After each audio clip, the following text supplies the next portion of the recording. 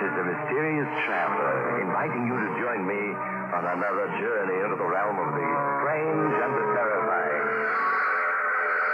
I hope you enjoy the trip, and it will thrill you a little and chill you a little. So settle back, get a good grip on your nerves, and be comfortable, if you can, as we meet an enterprising gentleman who knew all the angles, and he played them for all they're worth. I call his story, It's Only Money.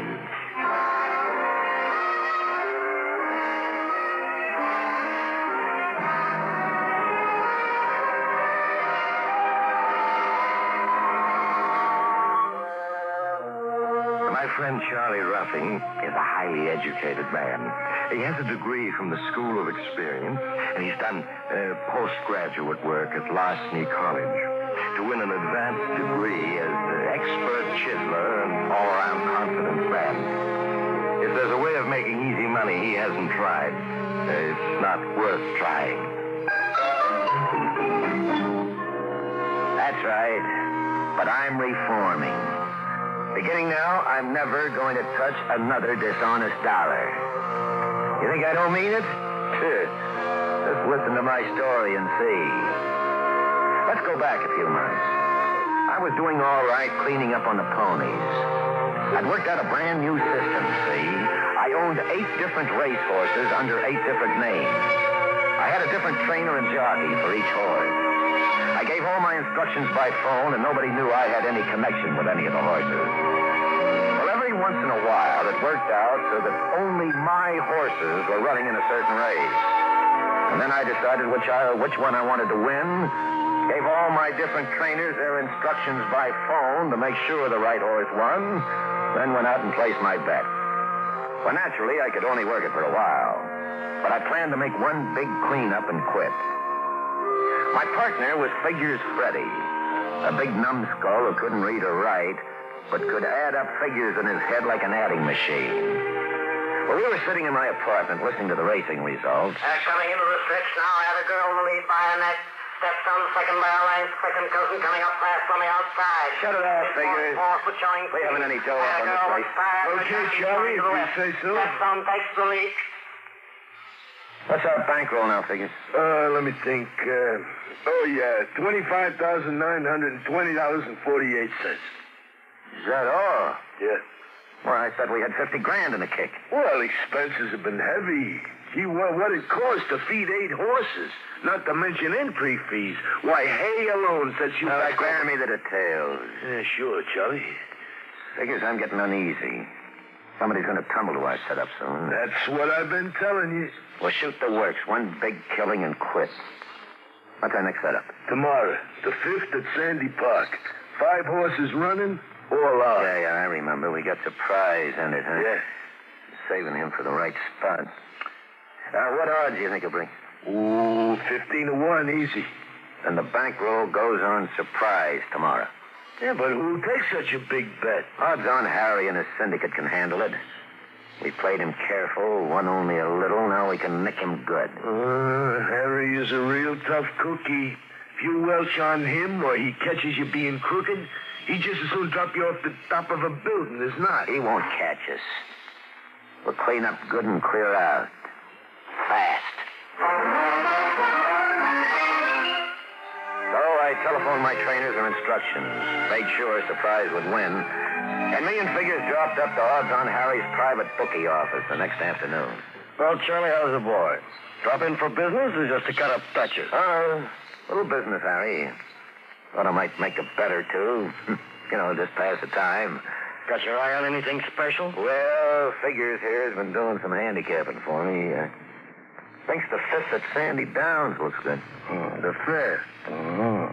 Well, let's see who's in it.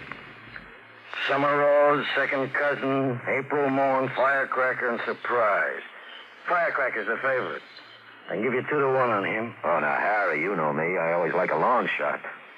I was thinking of Surprise. Surprise? Yeah. You're kidding. No, Harry Surprise ain't a bad horse. He just had hard luck. He's due. So's my rent. All right. Here's my chance to win my dough back. I was going to set a $1,000 top on you, Charlie, but if you want to bet on surprise, there's no limit. Now, Harry, you tempt me. Might go the whole work. Anything up to $50,000, Charlie, and no more the better. And I've only got 25 G's in cash. I might go for 50 if you'd take my check for the difference. Why not? 50,000 on surprise in the first. But I can't give you any track odds. 10-1 is the best I can give you. Yeah, well, it's only money.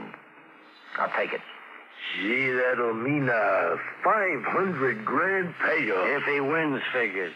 If he wins. Oh, sure. If. Surprise hasn't got a chance. Still, I'd better lay off part of that bet. Excuse me while I get on the phone and arrange it. Harry went off to make arrangements to place part of the bet, and Figures and I just looked at each other and sat tight. $500,000. This was it. This was the big jackpot I've been working toward all my life. The more I thought about it, the better I felt. And when the race started, I felt even better yet. Surprise started in front, and he stayed there, all according to my orders. They're rounding the final turn. It's still Surprise, April Morn, Summer Rose, Second Cousin, and Firecracker in that order. Surprise is 2 lengths in front and pulling away, which is a real surprise because he hasn't won a race all season. Now they're in the stretch to Surprise. Wait a minute. Surprise is in trouble. His right rein broke. The jockey can't control him. Surprise is pulling wide. He's angling across the track in front of April Morn. That may get him disqualified even if he does win. No, April Morn's gotten around him. April Morn is almost at the wire. She's over. Summer Rose second, Firecracker third, Second Cousin fourth, and Surprise, who had the race all wrapped up, has stopped. The jockey is getting off. Gosh, Charlie, he didn't win. Oh, he didn't, did he? I told you he didn't have a chance. Well, as you always say, Charlie, that's only money. Yeah, that's right. Only money. You want to settle up now, or are you going to bet on the 6th? No. I've had enough for today, Harry. Now, here's the 25 grand I have on me. I'll give you a check for the other 25. You do that, Charlie. The check will be good, won't it? Good? Oh, sure. Hey, well, what's funny, Harry? You too, wise guy. You're funny. Well, what do you mean? You and your 8 different stables, Charlie. What an idea. You mean you know about it? Yeah, I just found out a couple of days ago. Oh, it was kind of clever in a way. But you see, Charlie, you went at it wrong. What do you mean, Harry? Charlie bought the horses, but I bought the jockey. I figure you two'd be aiming for that race, and I guessed it would be Surprise you set up to win. As soon as you made the bet, I got on the phone, and... do I need to blueprint the operation? But, Harry, that ain't honest. Isn't it? No. I'll take that check, Charlie. And if it bounces, so will you. From a 20th floor window. How do you like that? Odds on Harry had played me for a sucker. Me, Charlie Ruffing, honored graduate from the School of Experience. So what did I do about it? 2 hours later, Figures and me were on a plane heading out over the deep blue ocean. Gee, Charlie, there ain't nothing under us but water. I never knew there was so much water. Well, now you know. How far is it to the nearest land? How far, huh? About 1.5 miles. Oh, that near? Well, I guess I could swim that far. Which direction, Charlie? Straight down. Shut up, I'm thinking. Yeah, but Charlie... Oh, yeah, what is it? Why are we flying to Europe? Well, we've been moving so fast, I ain't be able to figure it out yet. I thought it was obvious. We gave odds on Harry a bad check for 25 grand, didn't we? Yeah, I guess we did. And what'll he do when it bounces? Well, he'll come looking for us. And he won't be feeling friendly. No. So with my last dough, we buy tickets for Paris, France. Always heard it's cheap to live there. And it's a long ways away from odds on Harry. Once we get there, well, we'll just have to figure a new racket. So we reach Paris and get rooms in a flea bag of a hotel. And I think and think and think. And I haven't an idea.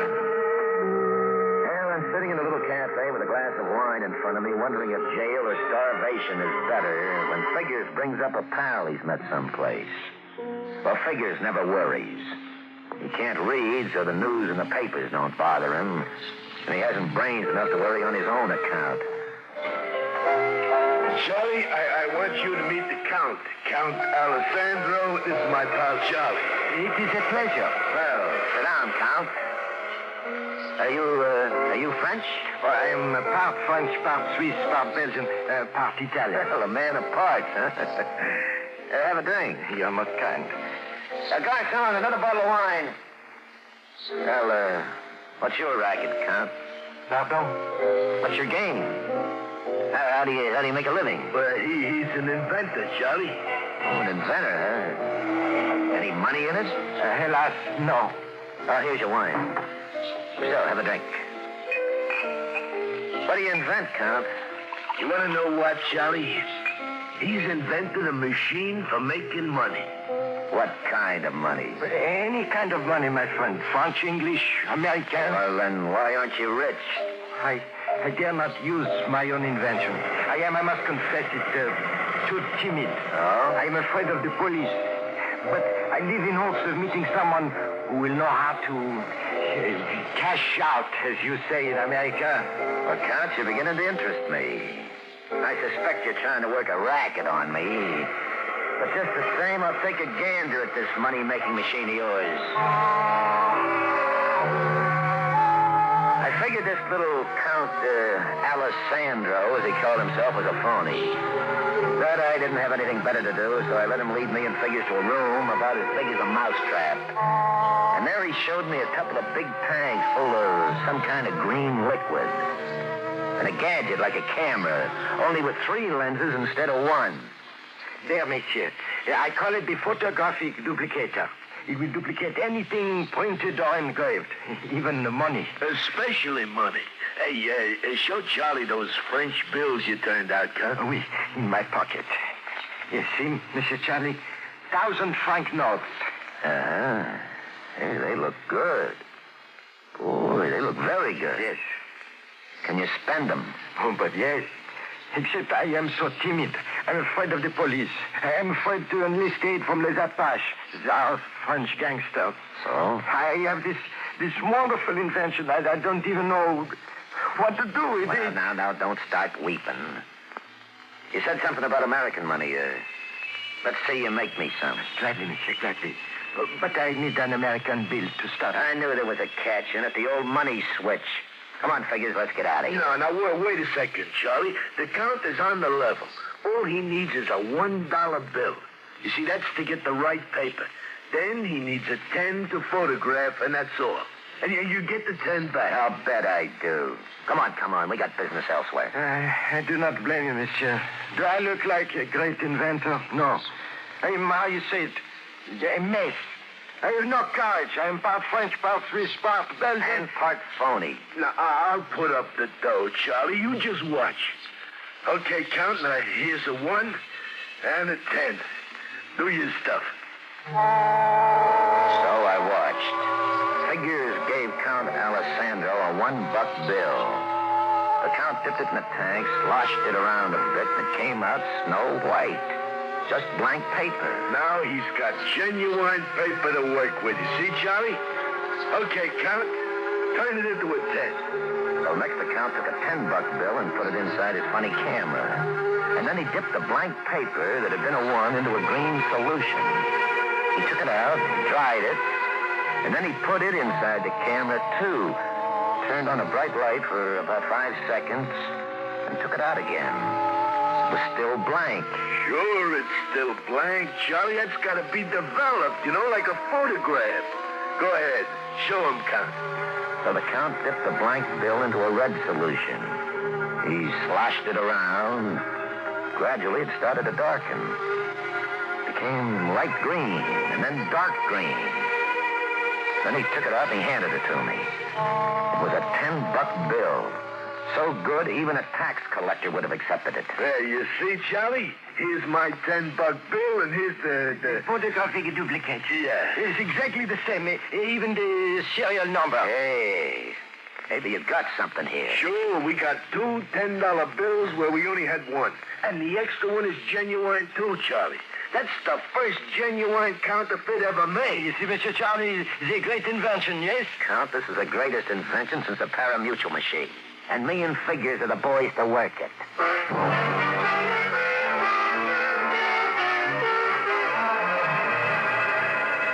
Charlie, I've been figuring. Yeah? Anything bigger than 100 is hard to pass. Anything smaller takes too long to add up the big dough. That's right. So we should concentrate on hundreds. Now, $1 million is a nice round figure. I'll say. So round, so firm, so fully packed. Yeah, well, it takes 10,000 hundreds to make $1 million. Now, to get the right paper for 10,000 bills, we got to start with 10,000 singles. Mm-hmm. The count bleaches them white. Huh? He photographs hundreds on the paper, and we got $1 million in genuine counterfeit dough. Oh, keep talking. I love to hear big figures like that. Yeah, but where are we going to get the 10,000 singles? Well, why not start smaller? Say, a couple of grand at a time. Oh, now, Charlie, I ain't so bright. I don't know how to read, but I do know some things. And one is the Count is a scared pigeon. He's the nervous kind, you see? Mm. And we got to pull one big deal, and we got to pull it fast. Yeah, you're right. Okay, we'll get busy tomorrow. When there's a deal to be pulled, I work fast. The next day, I took my last $200 to American Express and got singles for them. And then me and Figures called on Count Alessandro again. My pal Charlie is ready to work with you, Count. How fast can you turn out the dough? But, monsieur, I am not positive I wish to continue this affair. During the night, I began thinking about if we are caught, prison is not a nice place. No, we won't be caught. All you have to do is bleach $1 bills and turn them into hundreds. Yes, but... I have 200 singles here. First, we'll turn them all into tens, like we did last night. That'll give us $2,000. Oui. We'll exchange that for singles, 2,000 of them, and we're off to the races. All right, come on, start the machinery, Count. Let's get going. We'll dedicate the Charlie Ruffing Private Mint.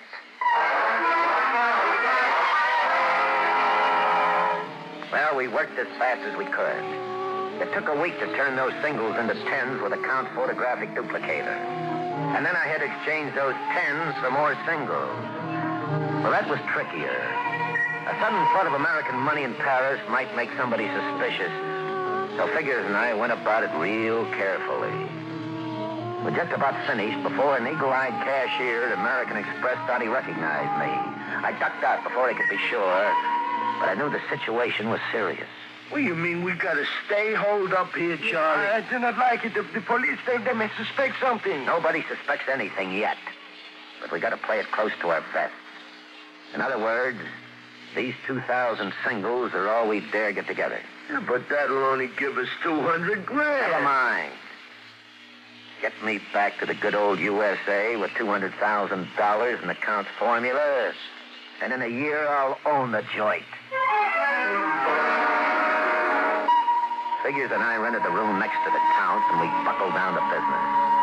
First, we bleached the 2,000 singles into clean white paper. Then we ran into an obstacle. Monsieur, I got to say it. We have not provided a $100 bill for me to photograph. Hey, that's right. What'll we do, Charlie? Well, we'll just get one, that's all. Yeah, but we got no cash left. We bleached it all white. For Pete's sake. Why, you stupid brain. Wait, monsieur. I recall. We have still in the camera the $10 bill from the last operation. Well, that's better. Make up about 510, see? That's for expenses and passage money. Once we start making the hundreds, we're not going to develop any of them. They're going to the States with us as clean white paper, photographic paper, see? Yes. All right, that way we don't run any risks. And anybody who searches our baggage only finds blank paper. We'll dip the stuff in the Count solution back in New York when we're safe. Oh, sure. That's smart, Charlie. All right, now you two get busy. When you got the tens made, go buy a $100 bill someplace. Don't go to a bank. Maybe being alerted or something. Look, there must be a money-changing joint handy. Oui, monsieur. I know one. He's very unscrupulous, but he never asks questions. Well, then go to him. Figures you go along, see the count doesn't get gypped. Yeah. All right, now get going and let me get a little shut-eye, will you? I'm just dead on my feet.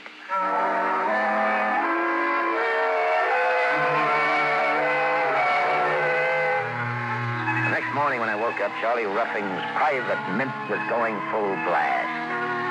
While I was asleep, the count had made up 50 tens. He and Figures had bought a $100 bill, and it was in the camera with a blank paper being photographed at the rate of 1 a minute.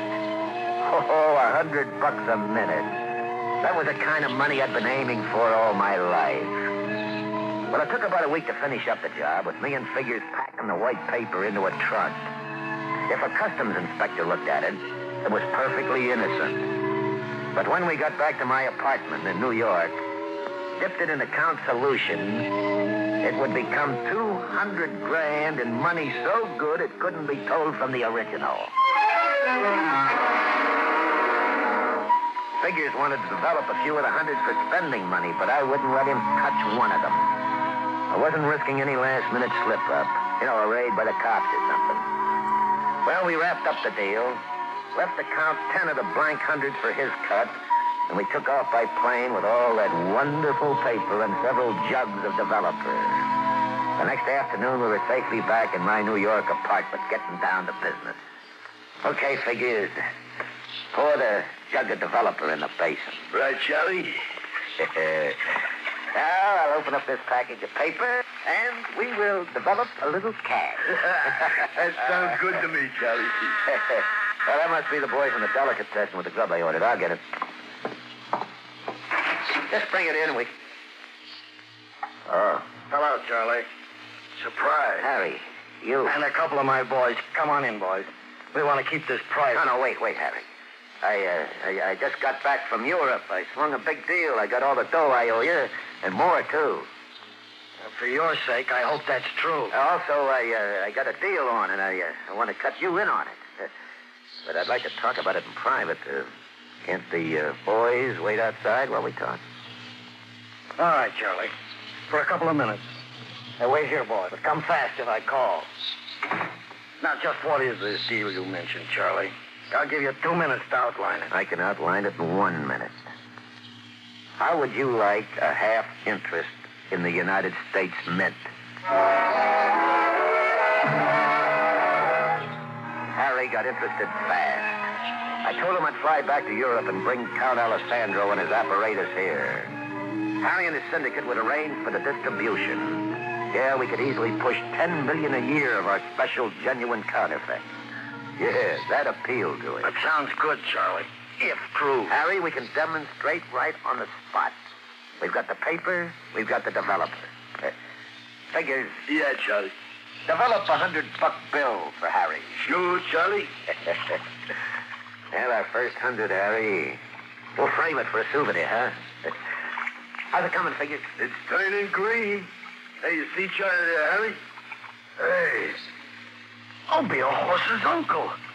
Hey, I can see the figures in the corner. 100. Another couple of seconds, it'll be ready, and then I'll drive. So you see, Harry, what a big thing this is? Yeah, we can develop an international syndicate. England, France, Switzerland, Sweden even. Yeah. Why, we'll load everything in sight before we finish. Okay, it's all done. Here it is, Harry. Hey, that sure does look pretty, doesn't it? Oh, beautiful. Yeah. Looks just like...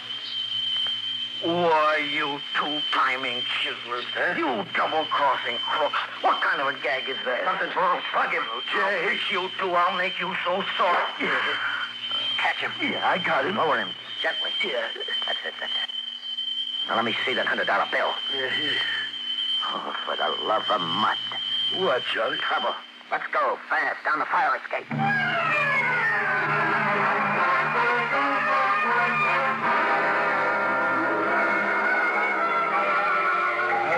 Gee, it's sure nice here in Mexico City, huh? Yeah, but Charlie, why are we here? What's wrong? You ain't said a word to me since we busted down that fire escape. Yeah, I was afraid I'd brain you. Look, Figures. Look at this $100 bill. Read what it says. Yeah, well, I can't read, Charlie. You know that. I can read the numbers, though. 100, there's nothing wrong there. Yeah. But the writing says, Bank of Richmond, $100, Confederate States of America.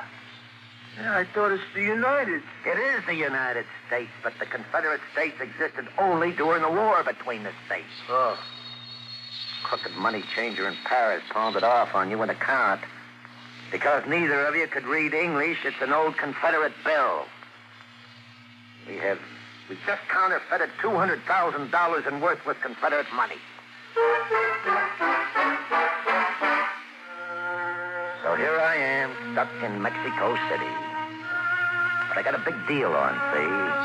I just bought an old map showing where $2 million in Aztec treasures hidden.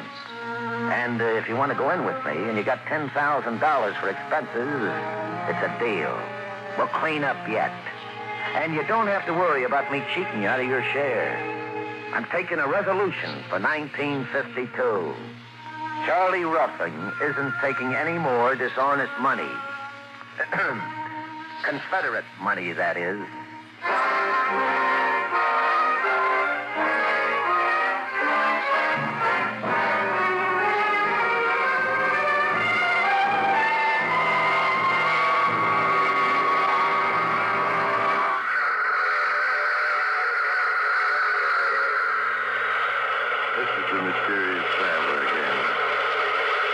Too bad about poor Charlie's business ventures, isn't it? He has such brilliant ideas, and they always seem to go wrong.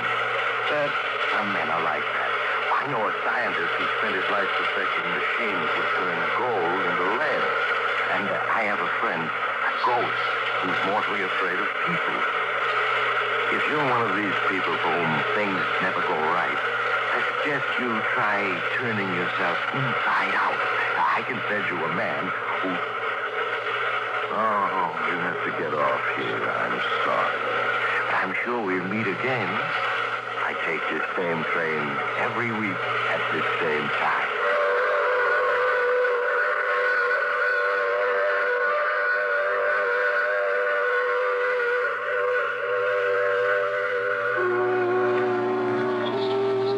You have just heard The Mysterious Traveler.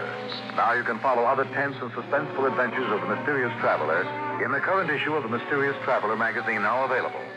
In our cast were Chuck Webster, William Zuckert, and Albert Oppenheimer, with Maurice Tarpon starred in the title role. Original music under the direction of Emerson Buckley, composed by Richard DuPage. Bill Tonkin speaking. This program came to you from New York.